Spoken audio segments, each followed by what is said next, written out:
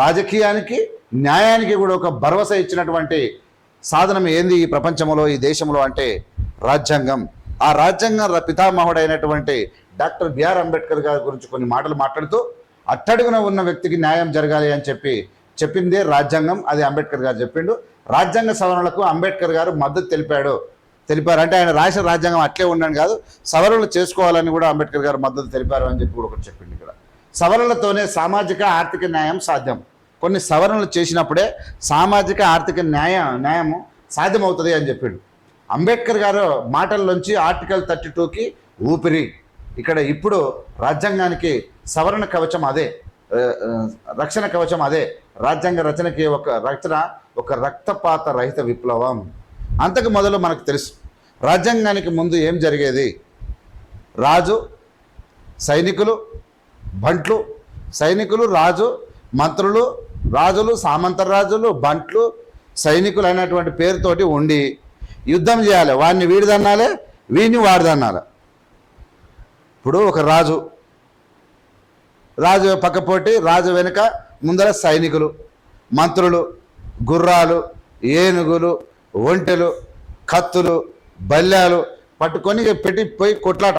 ఎవరు వస్తున్నారు, రాజు వస్తున్నాడు రా అంటే ఒకటే ఊరుకుడు, అంటే రక్తం తరకాలు లెగేయాలి. అంటే జంతువుల కన్నా పాశవికమైనటువంటి ఒక జంతువు ఆకలి అయితే ఒక జంతువు చంపుతుంటుంది. కానీ ఒక దుర్మార్గుడు కత్తి పడితే ఆ టైంలో 100 మందిని నరికేసేటువంటి పరిస్థితి. అలాంటి రక్తపాత ప్రజలకు రక్తపాతం సృష్టించుకొని దాడులు చేసుకొని యుద్ధాలు చేసుకున్నటువంటి మూర్ఖమైన సమాజం నుంచి భారత రాజ్యాంగాన్ని రాసినటువంటి రక్తపాత రహిత సమాజాన్ని తయారు చేసినటువంటి డాక్టర్ బిఆర్ అంబేద్కర్ గారు నా దృష్టిలో దేవుడి కంటే ఎక్కువ. లేకపోతే ఏ దేవుడైనా ఏటలు పోయి చంపిపోయి దండం పెడితే ఒడిచిపెట్టేది తప్ప అంబేద్కర్ అనే దేవుడు ప్రతి పేదవాడిని కాపాడుకుంటూ వస్తున్నటువంటి సందర్భం మనం చూస్తూ ఉన్నాం. అట్టడుగున ఉన్న వ్యక్తికి న్యాయం జరగాలి, రాజ్యాంగ సవరణలకు అంబేద్కర్ మద్దతు గారు చెప్పింది. రెండో మాట ఇక్కడ మనం రాజ్యాంగ రచన ఒక రక్తపాత రహిత విప్లవం. అబ్బబ్బబ్బా ఏం మాటనా ఇది. రాజ్యాంగ రచన అనేది ఒక రక్తపాత రహిత విప్లవం. ఎవడైనా కొడితే వాడిని తీసి లోపటేసుడే. ఎంత అద్భుతమైనటువంటి రాశాడు. పాదాభి వందనాలు అంబేద్కర్ గారిని ఒకసారి చూపించండి. అంబేద్కర్ గారు ఎట్లా పాదపూజ చేసుకోవాలి అంబేద్కర్ గారికి, అంతే.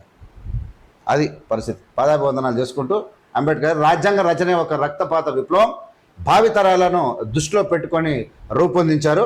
భారత ప్రధాన న్యాయమూర్తి జస్టిస్ గవాయ్ కూడా మాట్లాడాడు. అయితే ఈ రక్తపాత విప్లవాన్ని భావితరాలను దృష్టిలో పెట్టుకొని రాశాడు. అంటే ఎంత అద్భుతమైనటువంటి దూరదృష్టి కలిగినటువంటి వ్యక్తి అంబేద్కర్ గారు అనేది మనం దీన్ని చూస్తే మనకు అర్థమవుతుంది.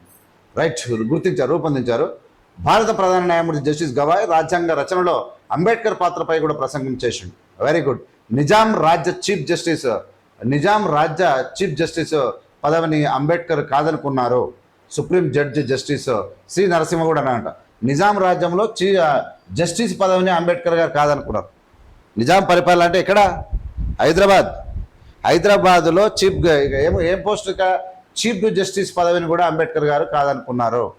అంబేద్కర్ గారు టాలెంట్ అంటే the knowledge is Everest, knowledge is highest, అంతే. ఇక knowledge is the supreme, knowledge is the highest.